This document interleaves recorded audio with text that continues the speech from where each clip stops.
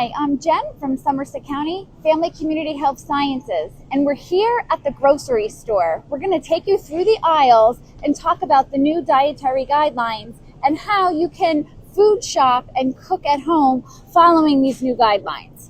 So we're in the produce department, and there's beautiful produce here, vegetables, fruit. You want to get whole foods. That's the message of the new dietary guidelines.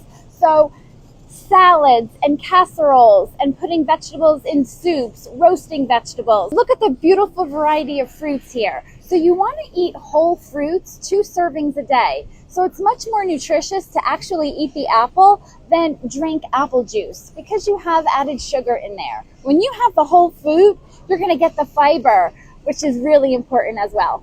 Canned fruit is another great choice for a snack for kids, and it does count as a serving of fruit, but read the labels. Look for 100% juice or ones that say no sugar added. You want to avoid the ones in a heavy syrup or gel. The reason why whole grains are so important is because they're a great source of fiber as well. Some of the grains, like quinoa, actually is a complete protein. So you're also getting protein with the whole grains and all the great B vitamins and minerals that whole grains offer. So quinoa is a great choice to substitute as rice. We have millets and farro, couscous, lentils, brown rice. So there's so many great options. Check them out. When you're shopping for pasta, try the different options. Here's some whole grain pasta. If you want to add extra protein, this is the one that I get for my family for the protein boost. You can even get some that are made with lentils. So experiment and find the textures and the taste that your family likes.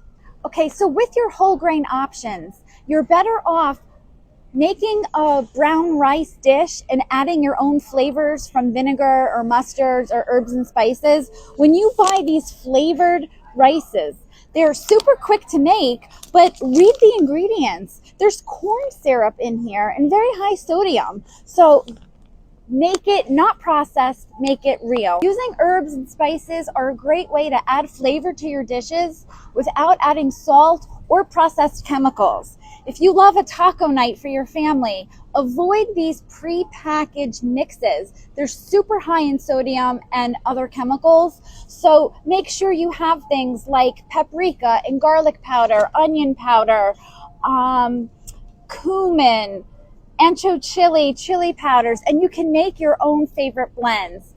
Okay, so we want to avoid things like this. Processed foods. This is not a healthy breakfast. So in the comments, I will share a link to our YouTube video where we will share some super simple healthy recipes like energy balls and breakfast cookies that are a better choice to grab and go than eating something that's totally processed and high in sugar.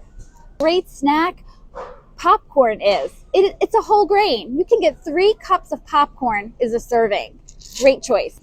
Another great snack choice are nuts, particularly pistachios. They're packed with nutrients, and 1 serving is about 46 kernels. Beans are a great source of plant protein. There's so many choices, and I keep a variety. Black beans, white beans, navy beans, garbanzo beans. They're my favorite bean to roast, add in salads, and even to make homemade hummus. Big change with the dietary guideline pyramid is that proteins now are at the top.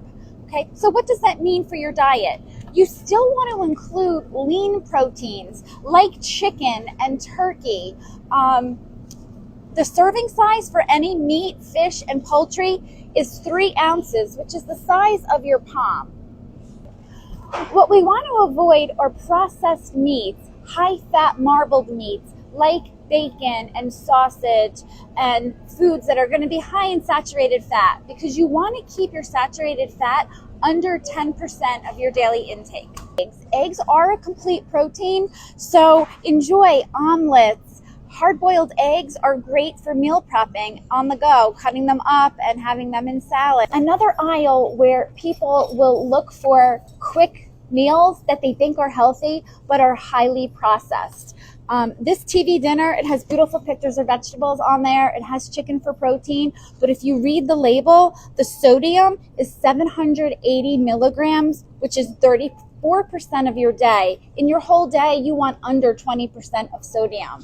So again, going back to real foods, making your own bowl with a whole grain and then adding in some grilled chicken and your own vegetables. And you could individually portion them and freeze them so that you have frozen meals at home.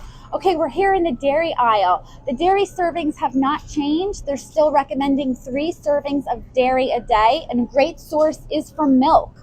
One of the guidelines that did change was the type of milk. They are now encouraging whole milk, especially in children. If you're watching your weight or saturated fat, you still can choose low-fat options like skim milk or 1%. Greek yogurt and cottage cheese are very good sources of dairy. So look for Greek yogurt, but what you want to do is also read the label for the sugar. So this particular brand has only 2 grams of sugar. When you look at some of the other brands, they may have as high as 14, 15 grams of sugar in a small container. We hope these were helpful tips that you'll take when you food shop and meal prep for your family. Join us next week when Shalja will make homemade salad dressing.